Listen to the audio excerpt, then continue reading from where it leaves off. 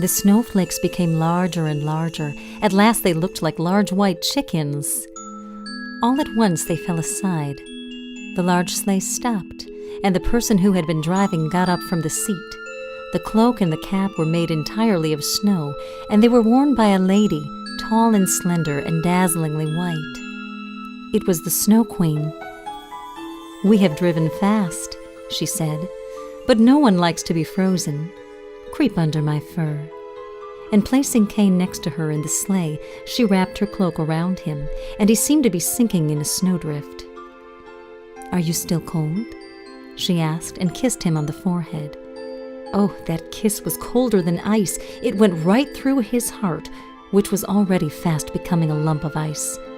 He felt as if he were going to die, but it was only for a moment, and then he was all right again and no longer felt the cold all around him. Oh, the places you'll go. There is fun to be done. There are points to be scored. There are games to be won.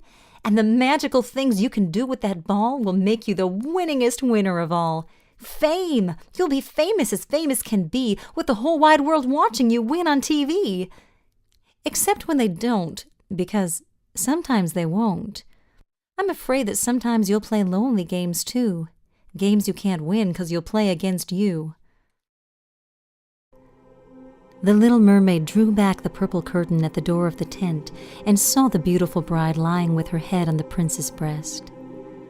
She bent down and kissed his forehead and looked up to the sky where daybreak was approaching. Then she looked at the sharp knife and again at the prince, who murmured his bride's name in his dreams. Only she was in his thoughts, and the knife trembled in the little mermaid's hand. Suddenly she threw it far out into the sea, and where it fell the waves looked red, and it seemed as if drops of blood were spurting up out of the water. As she was passing away, she looked once more at the prince, then threw herself down from the ship into the sea, and felt her body dissolving into foam. In the beginning, God created the heavens and the earth. The earth was without form and void, and darkness was over the face of the deep. And the Spirit of God was hovering over the face of the waters. And God said, "Let there be light." And there was light. And God saw that the light was good. And God separated the light from the darkness. God called the light day, and the darkness he called night. And there was evening, and there was morning, the first day. And God said, "Let there be an expanse in the midst of the waters, and let it separate the waters from the waters." And God made the expanse, and separated the waters that were under the expanse from the waters that were above the expanse. And it was so. And God called the expanse heaven.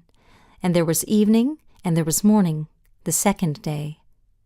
And God said, "Let the waters under the heavens be gathered together into one place, and let the dry land appear."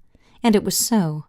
God called the dry land earth, and the waters that were gathered together he called seas. And God saw that it was good.